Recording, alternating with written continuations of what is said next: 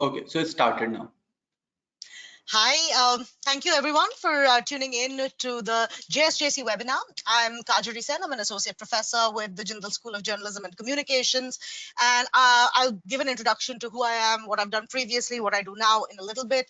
But before we get started, I'm very curious for those who've tuned in at the moment, whether there are any specific questions you have, and I'll see if I can answer them in the course of the webinar itself, and then I'll open it up to questions later. So if you do have any major questions, if you can put that in as in the chat box right now, and I'll take a look at them as we go along. Meanwhile, just to give you an overview of what we're going to be talking about, I'm going to give a broad description of what COVID-19 is, because of course, I'm sure all of you already know that. You've probably been following a lot of the same sources I have. But one of the trainings that we receive as journalists is to what is called synthesize information, which is takes information from different resources and put them together in a way that makes most cohesive sense. So if you're looking at a minimum of 8 to 9 platforms on a daily basis, see what those platforms have in common, bring them together. Just as an audience, it's a really helpful thing to do because it gives you a maximum sense of verifiability. So I've tried to do that and get a larger sense of what people are talking about, thinking about different kinds of scientific opinions. This is particularly critical when it comes to something like a pandemic, because we really don't know at the moment. It's still so new. I know that it feels like it's been forever. We are currently January, February, March, April. We are 4 months in to the pandemic itself, ever since it's been decided that it was a pandemic. And epidemiologists don't know how it's going to go. Public policy people don't know how it's going to go. Economists don't know how it's going to go. Different countries have different sets of problems, different ways that the systems have been playing out, different kinds of cultural responses. So I've been trying to see whether I can get a larger sense of what's happening. So that's something that I'm going to be looking at when I'm talking about this. And then, of course, specifically, I will be speaking about journalism and journalists in this particular space. I would like to point out right at the outset that this is an incredibly difficult space for journalists to be in. I'm sure most of you are aware, but journalism is one of the essential services. Electronic and press broadcasts are essential services, which mean journalists are on the front lines in a way that very few other people are.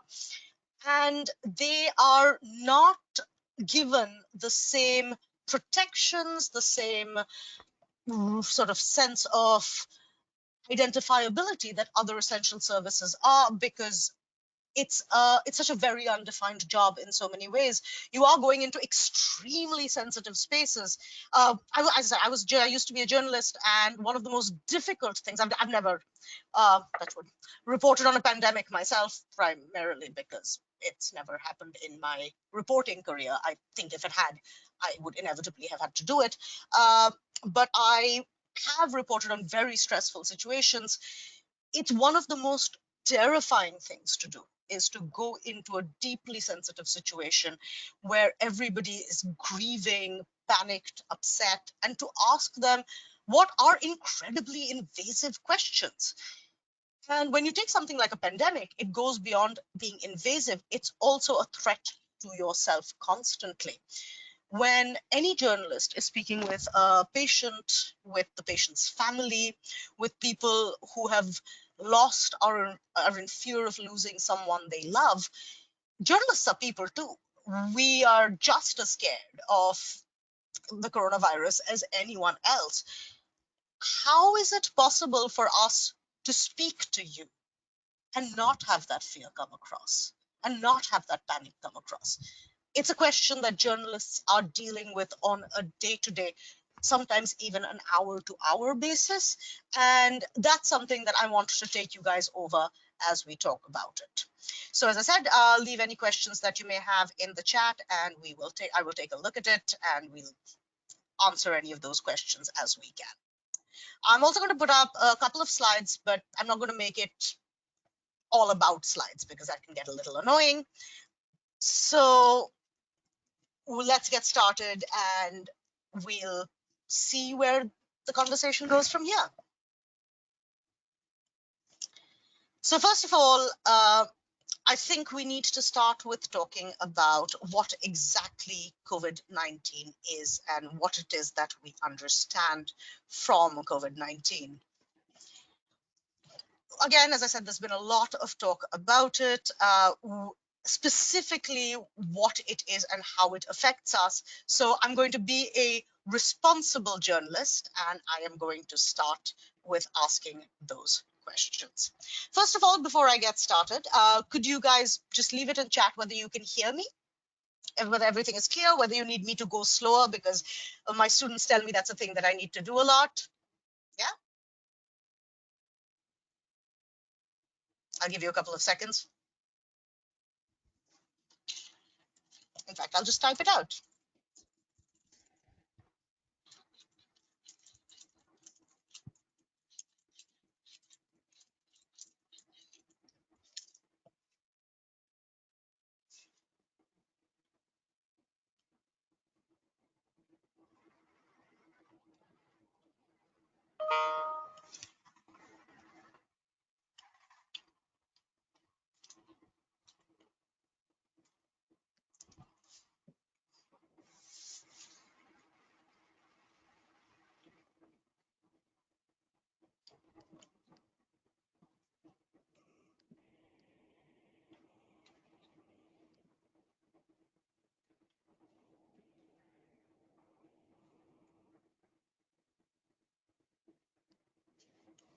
All right, thank you guys. Thank you for letting me know.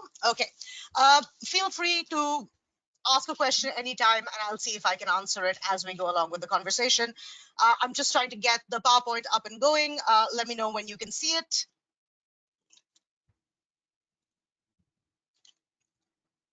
So let me start with a quick introduction to who I am. My name, as I said, is Kajori Sen. I work with I've been working with the journalism school since it started, which was in 2017, which is when we took in our first batch. Before that, I was a reporter, a news anchor. I've been a news editor as well. I was with NDTV as I started out on the desk as a junior output editor, and then was a reporter and a news anchor between 2005 and 2014. I moved in 2014 to CNN News 18, and I worked there as a news editor for political economy and business reporting. And I was also a news anchor there for primetime news bulletins from 2014 to 2017. And that's when I moved to teaching. I have covered in my 12 years of being a journalist, various beats. I started off, as every journalist does, covering city stories, which is, if you're in Delhi, a lot of talking about MCD and other similar stuff. If you it's where everyone starts. It's the easiest way to make contacts. I moved on to crime. I covered courts, both the High Court and the Supreme Court, for a few years. I was then a political economy reporter for many years, and I then moved on primarily to anchoring as well as managing political economy reporters as beat reporters on various levels. So that's my background. That's where I come from. And let's now get straight into the topic. First of all, let's start with the most important question, which is, what is COVID-19? There's been a lot of discussion about that. To put it very simply, again, I've read various sources, and I'm trying to keep it as non-controversial as possible, really, at this point. COVID-19 is a new strain of a family known as coronavirus, the family of viruses.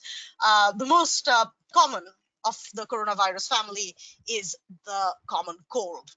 COVID-19, like all other coronaviruses, causes essentially infections to the respiratory system. Now, I am by no means a doctor or an epidemiologist or anyone who knows anything about science. I have a background in English literature and popular culture.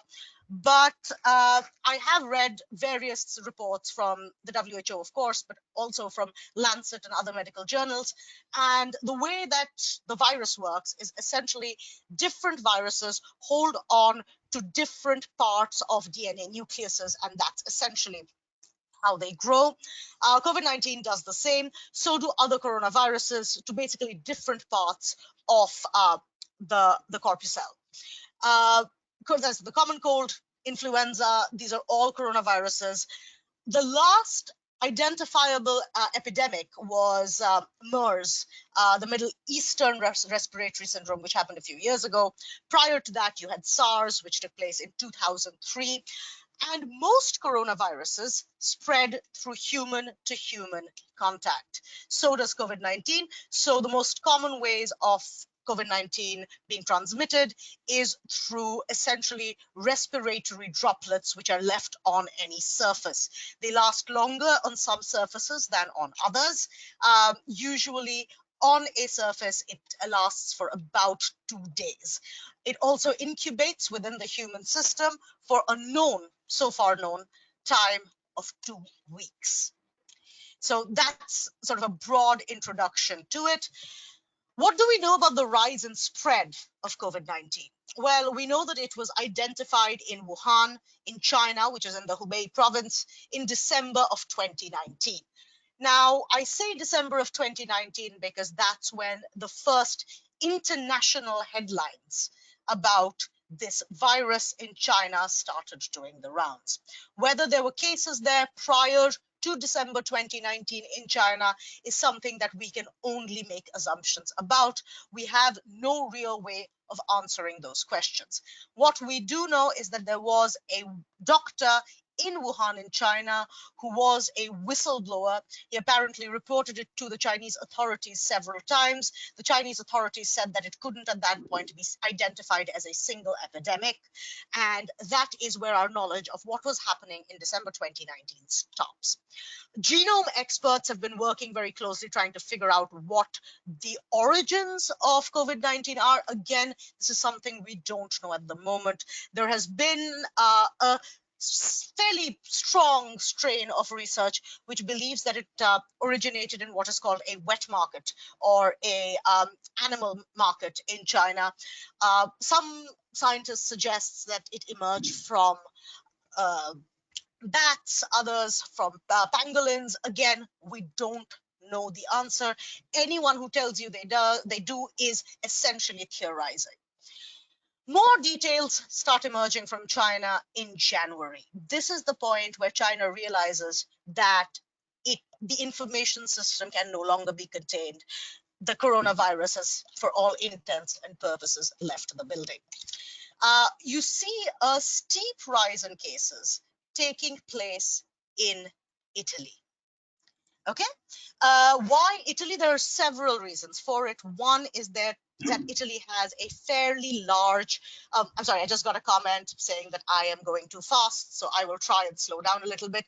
Person who gave that comment, I believe your name is, I cannot see your name at the moment, but Dhairya, if I go too fast again, please remind me. Okay. Arushi, I'm being told that listen, Ashish, if you can take a look at it, Arushi is saying the video is lagging too much.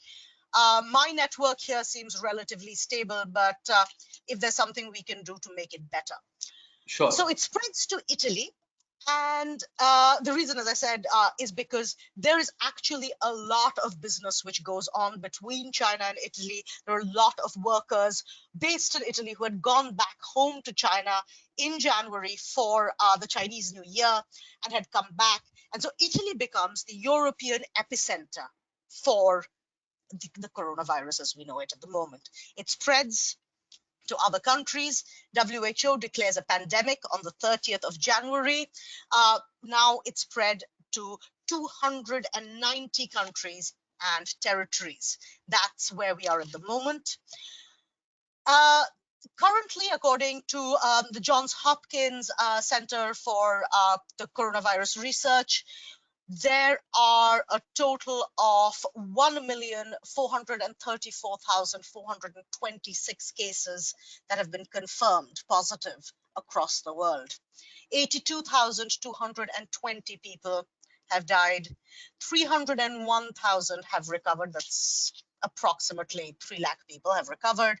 The highest death rate so far has been in Italy, and the highest number of cases so far have been diagnosed in the United States of America. Those are the facts that I can give you at the moment about where we stand with the coronavirus. If we come back to India itself, then we know, as again of the last data, it's a little over 5,000 cases which have been diagnosed across the country. And we have now seen the death toll cross 100. So now when it comes to journalists, we are faced with a genuinely unprecedented situation. With earlier epidemics like SARS, these were illnesses with a much higher death rate, but from the face of it, they were obviously significantly less contagious.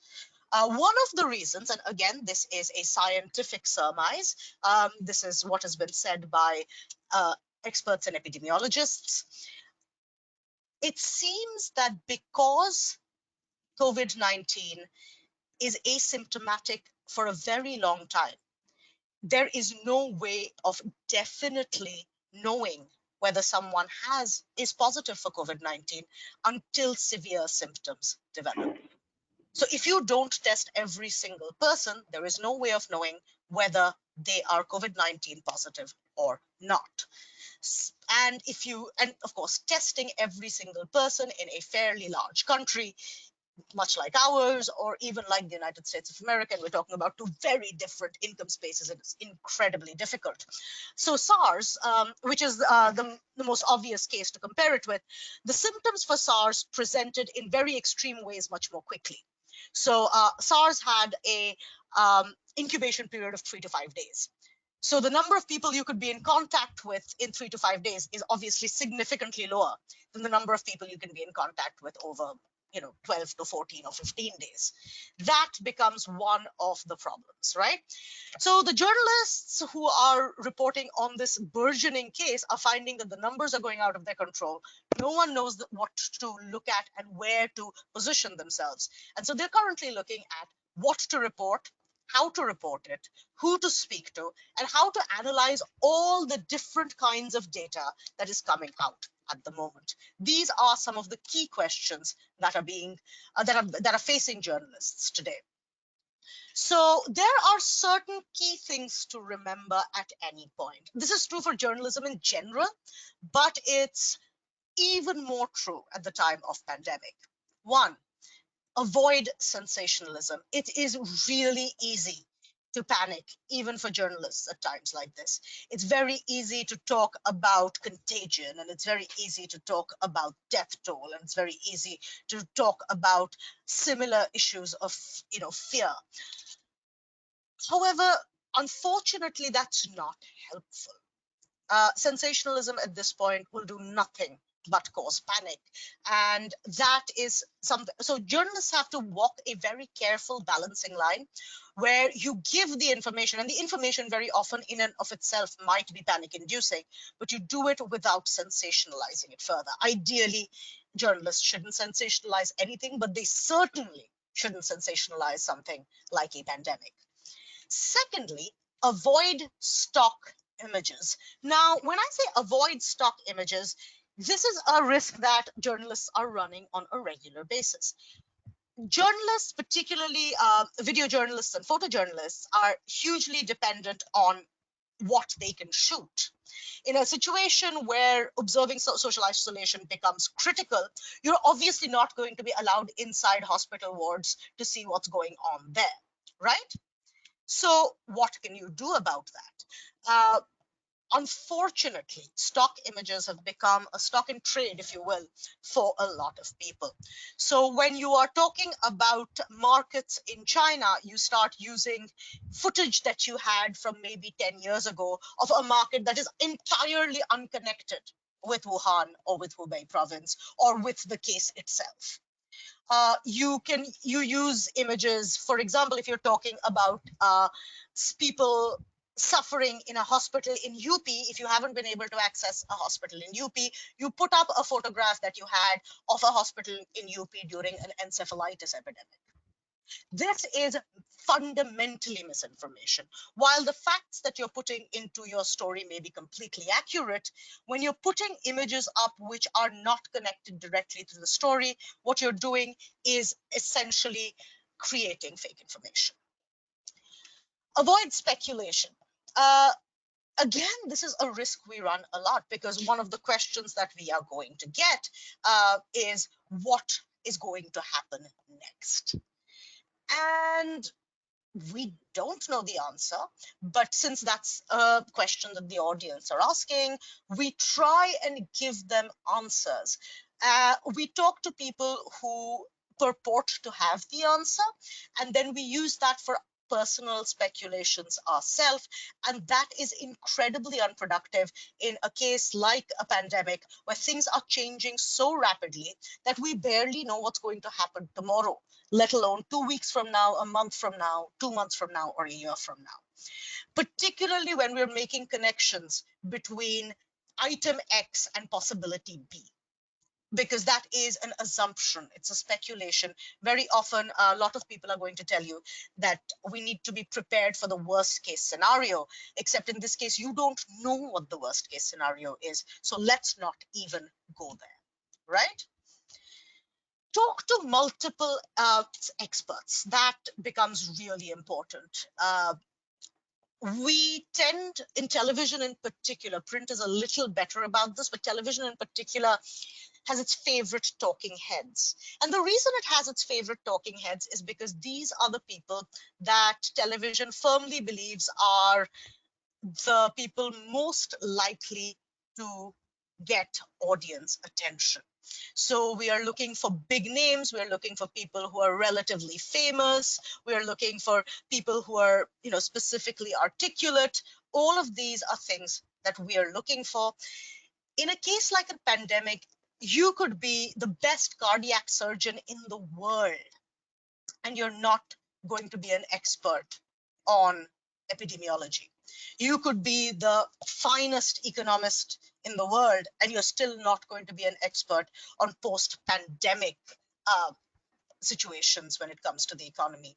You need to find people who are experts in this specific field, get their opinion, and then go out and talk to other people, verify it, get different opinions if that's what's coming out, put them together, and try and give your audience the sense of a larger picture.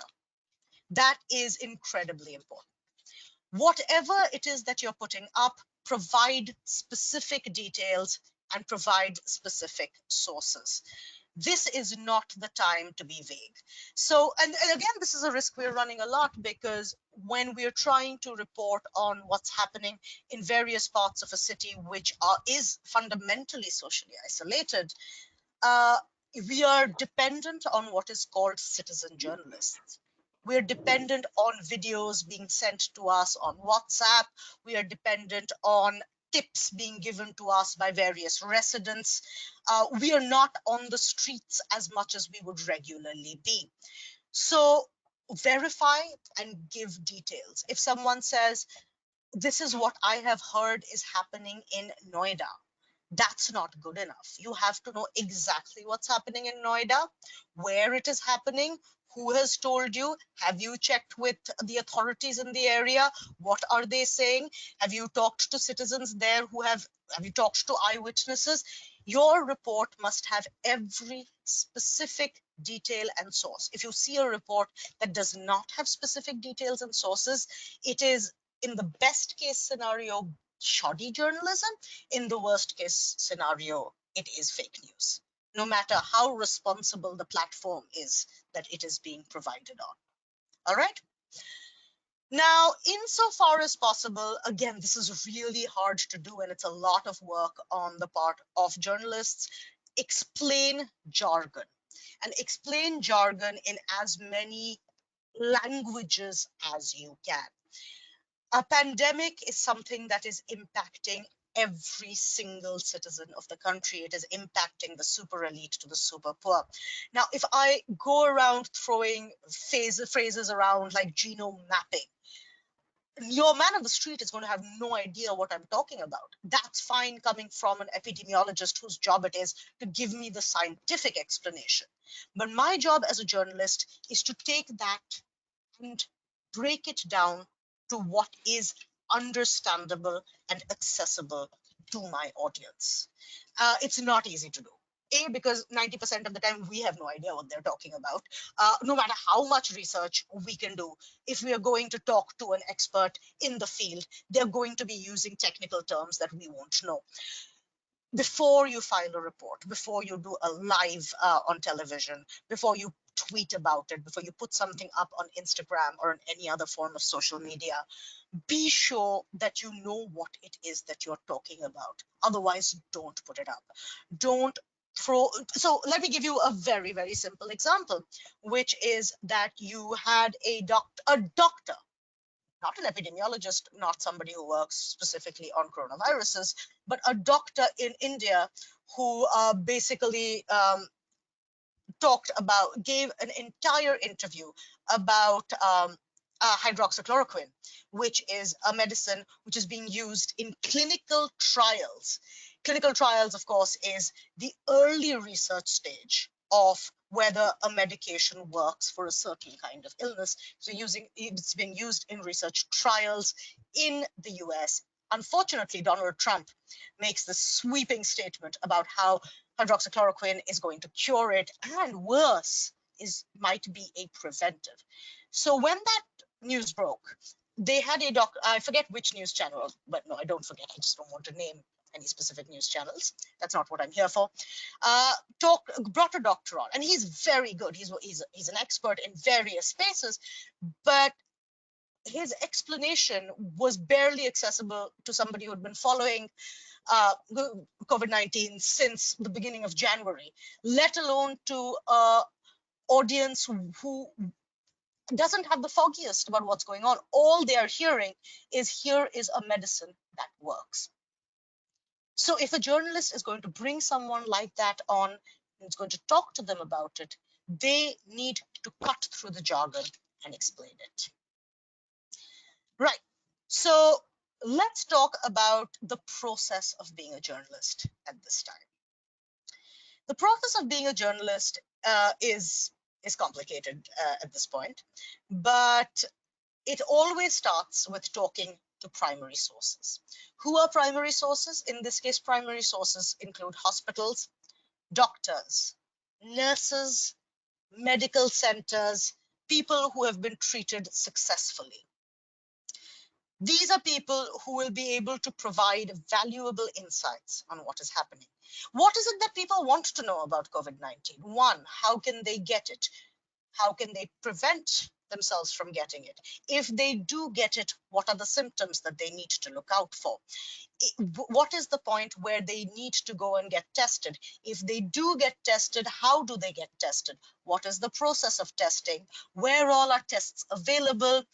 If they do need to get checked into hospital, what is the process of treatment that they're going to undergo? How long is the illness likely to last, starting from a milder case to the more severe cases? What are doctors and how are doctors and hospitals equipped? What about people with what are called comorbidities or previous underlying disorders, which could impact the way that they're treated or the way that they get illnesses? Do things like masks work? Do things like gloves work? Do hand sanitizers work? I don't know if you guys, any of you were on Twitter in early February, I think. There was a vodka brand on Twitter. It's an American vodka brand called Tito's. And Tito's literally was spent all day tweeting at people, being like, you cannot make hand sanitizer out of vodka. Because one of the YouTube do-it-yourself bloggers, lifestyle bloggers, had basically said, of course you can do this. This is a cheap way for this to take place. Yeah. Ashish, the video is lagging a lot. No, not much. All right. Because I'm getting a few comments from people about the video lagging, so I'm just checking Not in. that much. Okay, guys. I'm one of the other unfortunate aspects of COVID-19 is a lot more of us are on the internet than usual. All of you, I'm sure, are also watching Netflix no longer on HD. I suspect that's what's affecting it here, but I will try and do my best. Um, yeah, so speak with primary sources, get all of that information, put it together in an accessible way, provide it across the board. Secondly, you have to look for follow-up stories. So once you've spoken to doctors, once you've spoken to nurses, once you've spoken to people who've been treated successfully, what are the questions that are being thrown up? Those are the questions that the following stories have to be about. Questions like, and this is of course one of the most popular questions at the moment, which is how much equipment do we have? Right? So the idea of protective equipment has become a matter of crisis. Doctors across the country have been asking for protective equipment to be delivered to them. The government has maintained that they're doing their best. However, story after story is emerging of doctors who are being forced to carry out extremely high risk practices through which they are uh, through which they're not being given those the necessary equipment. That is a follow-up story. That's a story you start checking in with the health ministry. That's a story you start checking in with private manufacturers. That's a story where you start asking, where is this equipment? Has it been made? If it has been made, how is it being distributed? Who is in charge of distributing it? What is the process of distribution? Has it gone to some hospitals and not to other hospitals? And see if those stories can push an impact through which there is a higher distribution. Similarly, if you are talking to people who have been treated successfully, one of the questions that you are inevitably going to be asking about is the idea of what is called post care, which is, okay, you went to hospital, you got treated, you got released, then what? We're a country with a very large population under the poverty line.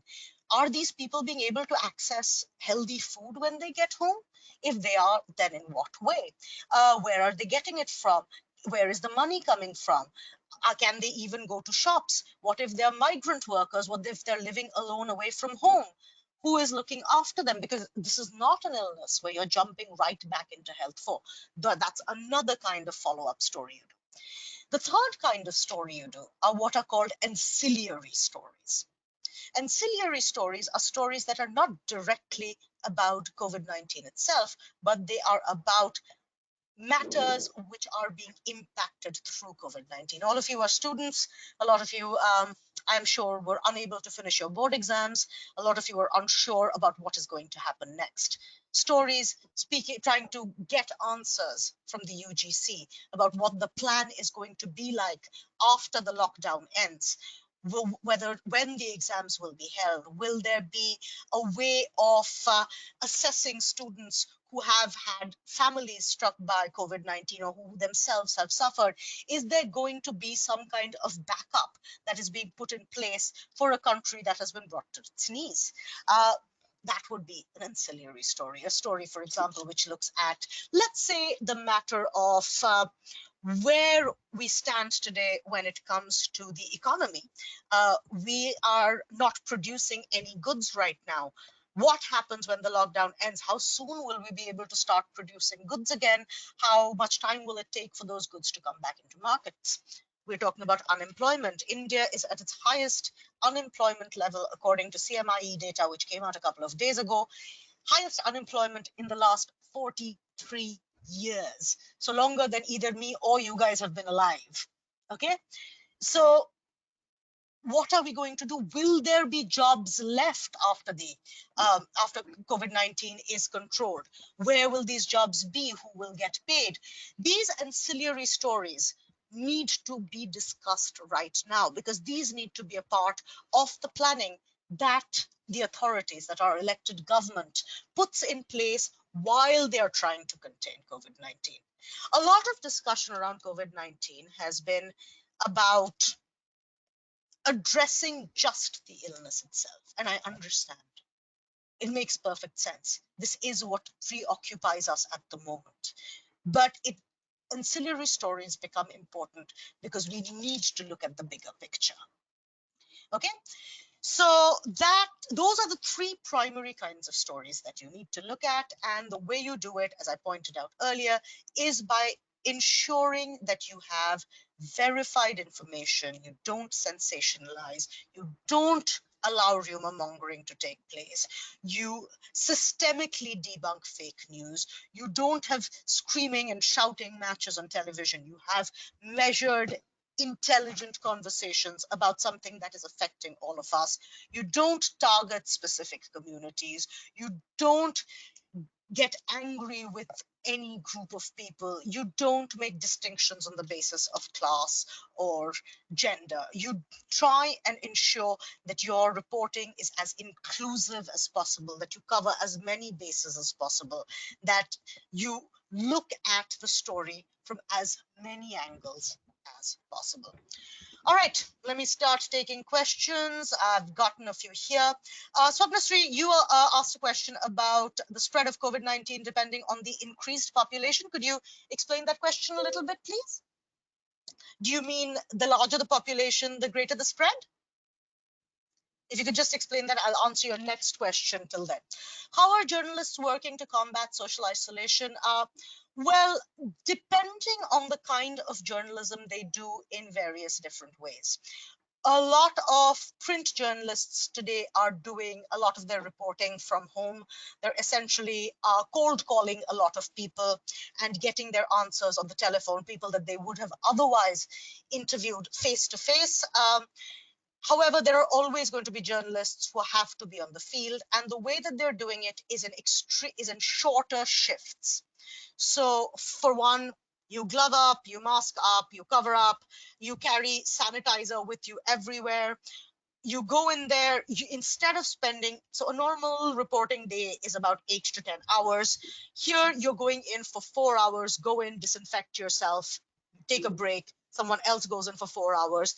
The less time you spend in a space, the less likely you are to come in close contact with a possible contaminant. So if you are having to go out onto the field, which a lot of people are doing, then that's one of the ways that you can combat it. It's very important to keep that circulation going insofar as possible. But that is only for those who are reporting literally on what is happening on the ground.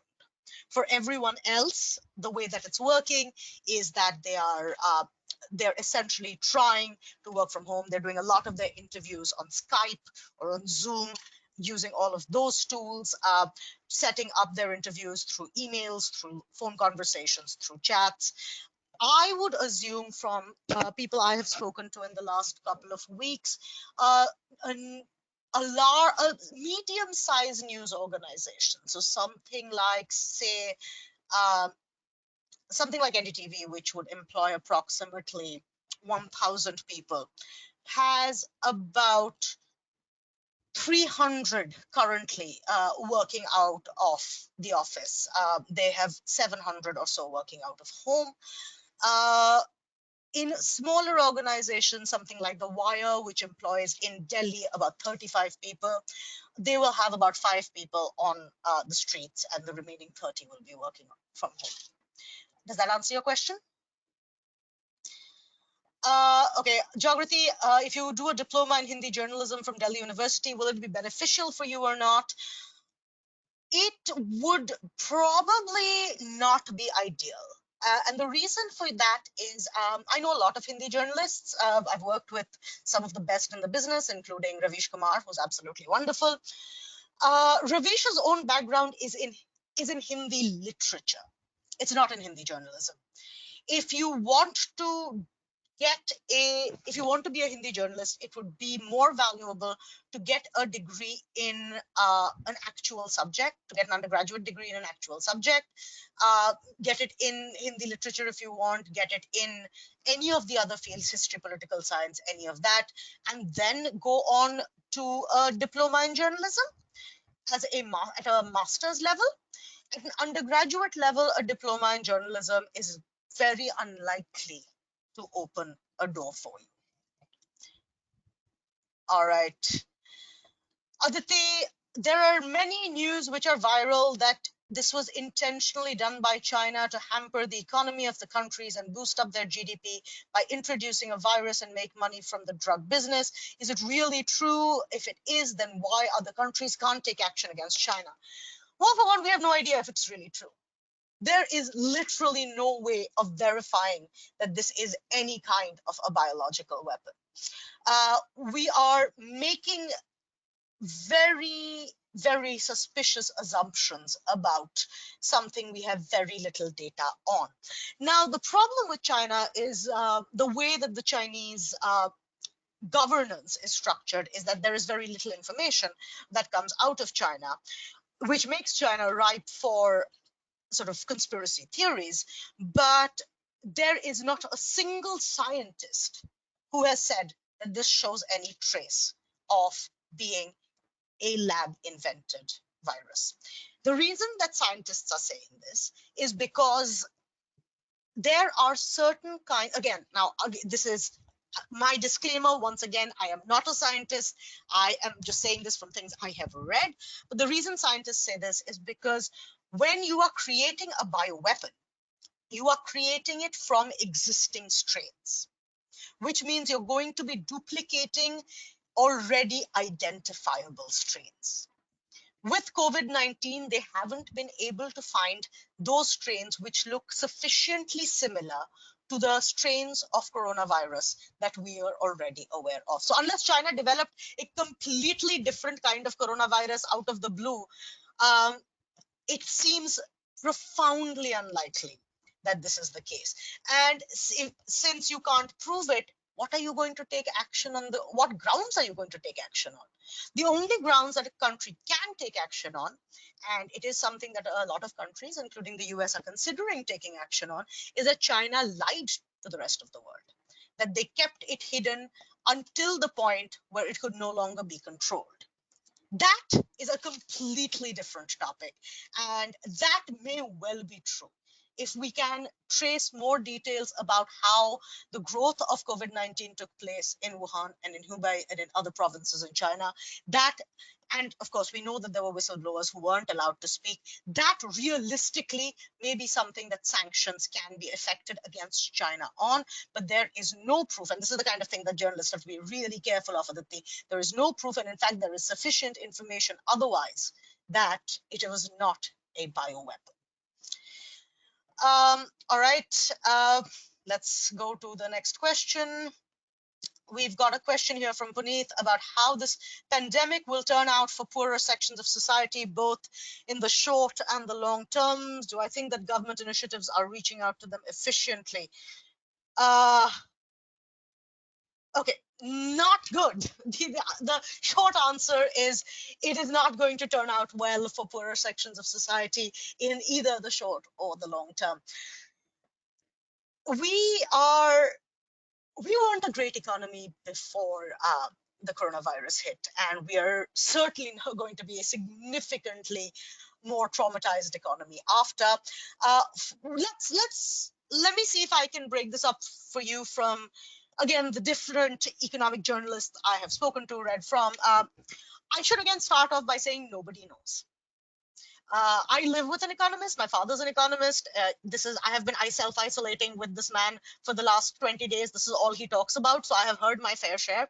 I would like to start out by telling you that not a single economist, not the top economists of this country, not the top economists globally, have a clue what the repercussions of COVID-19 are going to be. All they can tell you is that it's going to be bad. And the poorer you are and the more vulnerable you are, the worse it's going to be. So let's first talk about how it will turn out short term. For one, we saw the first impact. We saw that mad rush that migratory labor was making as the lockdown was announced. And it's completely unsurprising that they were making that run, because when your income is dependent on a day-to-day is dependent on day-to-day employment, then if that income stream disappears, you literally have nothing to live on. So that was the first impact that we saw. Now, whether they were carrying COVID-19 or not, we don't know the answer to that because, again, this is relatively, well, it's verified data, but it's slightly outdated data. We are still probably the lowest testing country in the world. We are still testing, excuse me, we are still testing lower than even Pakistan. Okay, Pakistan has the advantage of being a smaller country, but we're talking per million. We, as of March 20th, we were testing an average, a national average of 29 people per million. That average is hugely skewed by the fact that Kerala was testing 150 people and UP was testing 10. So those numbers have gone up slightly, but they have not gone up to the point that it should be of any comfort to us whatsoever. Who is the last in line to get tested? It's the poor. The reason that they're the last in line to get tested is because you and I might go to a hospital. These people won't unless they're driven to the very, very, very extreme. In some cases, there may not even be hospitals they can access. So in the short term, we don't know how many people are sick in our villages. We don't know how many people are dying. This is just not information available to us. In the long term, we don't know when employment will start again. We don't know when things will get back to normal. We don't know how much money there will be in the system. We don't know how that money is going to be deployed.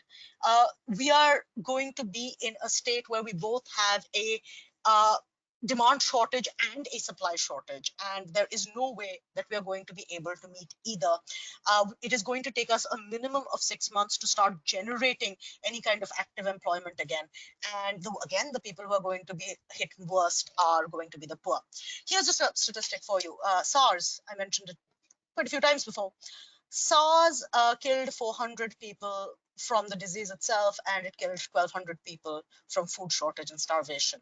And I think that if the government doesn't act very, very carefully, very rapidly, and very broad-based, we run the very real fear of having people die from a multiplicity of causes, none of which are COVID-19. How to ensure TRP and not indulge in sensationalist coverage that peddles xenophobic stereotypes? Excellent question, Prachi. I wish I had the answer to that. Unfortunately, we live in a place where, in a country where, and this is not okay.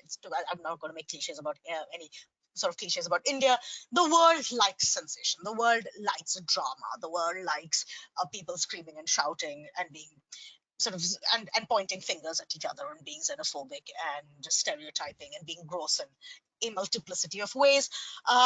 Balanced journalism, particularly on television, is very, very difficult because, and I've experienced it myself. I have had producers tell me to put some masala into it. And it's incredibly frustrating when you're trying to have a serious conversation about serious issues. However, let me be clear about one thing. You can get back to your drama and your xenophobia 3 months down the line. It's not like you're getting TRPs right now. It's not like you're getting ad revenues right now. Nobody has money for ads. Nobody except the government, and that is an entirely different kettle of fish. We're not going to go into that. But no company currently is paying for advertisements. That's why you need TRPs. For 3 months, put money aside and be a responsible journalist. Then you can go back at calling Rahul Gandhi names, if that's what you want to do, or calling whoever names. But at the moment, xenophobia is so much greater a threat than it would be at any other point in time. You have politicians, even from BJP states, even from BJP and non-BJP states, from people going, can we not talk about this at the moment? Asking journalists not to, and journalists keep doing it, and it's incredibly worrying. How do we as journalists make people aware to not go out of their houses? Well, Pavan, we just keep repeating it, and we remind them of what the consequences could be. We bring on people with authority to say it. We bring on doctors, we bring on nurses, we bring on people who have suffered. Let them talk about their experiences. Give people a real sense of the consequences they would bear. Talk about what this could mean for not just them, it's entire. One of the problems with the early reportage, since this has come up, I'll mention it, with early reportage when it came to COVID-19, is the idea that the cases get really bad only if you're above 55 or 60. Which is why in America, for example, you had a huge outbreak based out of Florida where college students were going for spring break because they were like, oh, if we catch it, we are only going to get like the flu. It's not a big deal. Everybody gets that. We have now proven over the last month and a half that that is not true. Yes, the chances are that it's worse for older people because their respiratory systems are more compromised. But A, there have been several cases where it's been pretty bad for younger people as well. B, you are going to infect older people. So why is that something that you would want to do? That said, if a person needs to buy food and if they're going to starve without it, you can't stop them. If a person needs to get to a person in hospital, you can't stop them. There are certain situations we just have to acknowledge that people will leave their houses. And we should make it clear what the safest ways for them to leave their houses would be. Puneet, how is the Muslim community faring in the light of the recent Tablighi meeting? I think the Muslim community is being grossly vilified in the light of the recent Tablighi meeting. Uh, this is not a journalistic opinion, it is a personal opinion. But I think that our focus on the Tablighi Jamaat has meant that we have allowed focus, and this I'm speaking from a journalistic point of view, we've allowed the focus to be diverted from the larger COVID-19 crisis. Do I think that the Tablighi Jamaat meeting was a terrible idea under the circumstances? I absolutely do. I think that the Delhi police should have been much more vigilant. They should have done what the Bombay police, for example, did do, which is stop the Tablighi Jamaat from meeting. However, now that it has happened, this obsessive focus on Tablighi Jamaat means that that is all we have been testing. Our entire policy making has moved to the Tablighi Jamaat as well as our entire narrative. And what that has done is meant that we have ignored wider broad-based testing. And it also means that we are now, we are killing Muslim businesses because the idea of every single Muslim person in this country being tarred by the same brush is a extremely virulent myth, which is being spread by certain parts of our media community and which should be stopped immediately. However, Jagrati, COVID-19 will affect our economic growth very, very badly. Best case scenario, according to current trajectories that are being calculated, we are looking at maybe a 2% GDP for the year ahead at best. It might be a little better, 2.5, if things get better here rapidly, or it could be worse. We don't know, but 2% is where most economists I've spoken with stand at the moment. What traits should a student have to opt for media? You need to be able, the most important trait that a student should have if they want to go into any kind of media and communications is that they have to be interested in other people. Media and communications is all about telling other people's stories. So if you're interested in what other people do, why they do it, then you're going to be very happy here. You also, of course, need the more sort of basic qualities of being able to poke your nose into other people's business, have the confidence to speak on camera, have the ability to write, all of those. But those are things that can be taught. But fundamentally, you need to be able to be interested in people. And that will carry you a very, very long way. What's the best media college in English? Well, I'm going to be slightly biased here, and I'm going to say it's the Jindal School of Journalism.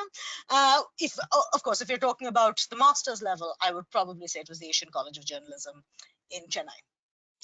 All right.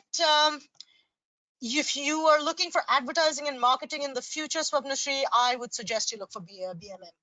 That would probably be more valuable to you for an advertising or marketing degree rather than BMGs. Anish, what would I say about the current state of digital journalism? Is it a promising field compared to print?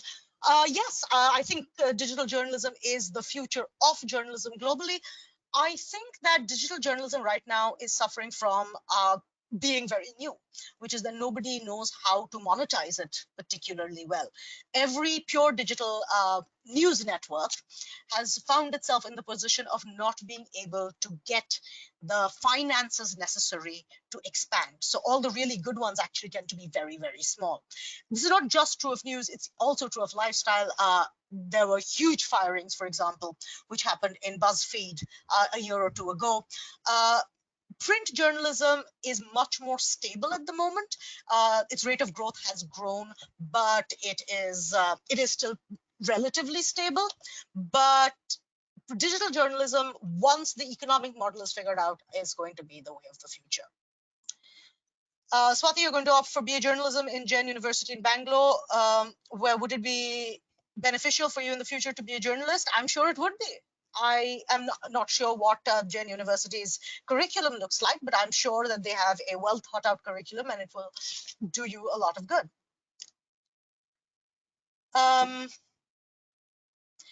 Shardul's pointing out that there was a report by the BBC which said China had taken off a lot of restrictions, but that did not last for long. So the second wave. All right, I'm going to just quickly make a point there, Shardul. It does absolutely go against the conspiracy that China had created a bioweapon, but also the idea of the second wave is extremely difficult. The early research talked about flattening of the curve. Flattening of the curve means person A infects 10 people who infects 1,000 people who infects, and that's how the curve keeps growing, right? So if you don't infect people, what you're doing is flattening out the curve. However, there were assumptions made about how long the the viral was in the body, the virus was in the body, and we are still clearly not very sure about that, because what we're seeing is despite 72 days of Wuhan being under curfew, there has been a second spate. So whether we can open anything up even on the 15th of April is something that remains under question, because we are seeing the second wave play out in several countries, not just China. Who is working to maintain the mental and physical health of journalists? Swapnashri, I hate to break it to you, but nobody. Anyone who has been under personal therapy of their own, they are continuing to speak to their therapists on Skype as and when they can. And that has pretty much been it. The number of friends and colleagues I have spoken with in the last couple of weeks who have been deeply, profoundly anxious, depressed, ill in ways that were not COVID-19 there's been so many. There is for a lot of news organizations have set up in-house counselors, but it still requires a more sustained level of counseling, which they're hoping to get once the panic of the pandemic dies down a little bit. Do I think that the pandemic will affect the corporate sector? Absolutely. There is definitely going to be massive losses. Any spaces which are in manufacturing are going to lose out big time. Services sectors are already hugely struck. The tourism industry is dead, at least for this year. So, and anything which is servicing any of those industries, so things like transportation, is also obviously going to be deeply affected. So that is something that, unfortunately, as I said, the economy is just going to be in ruins. There's nothing we can do about it. We are just going to have to try and minimize the damage as far as possible. Fake news and rumors are sadly a common occurrence today through WhatsApp forwards. When one brings religion into it, it becomes more harmful. The recent debate around Tablighi Jamaat and big news organizations targeting Islam, what is an aspiring journalist or a small media house to do? It seems hopeless talking and convincing Islamophobic people to not target communities. Similarly, with Chinese origins and xenophobia,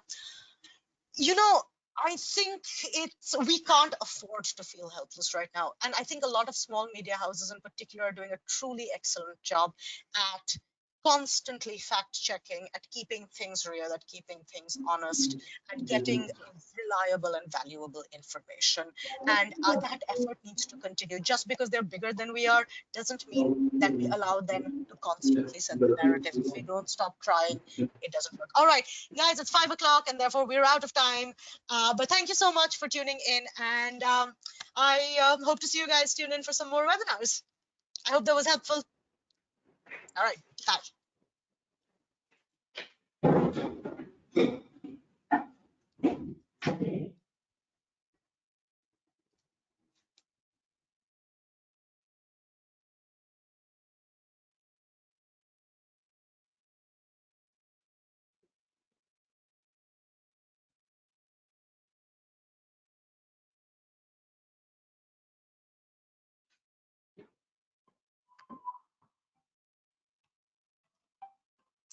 Hello.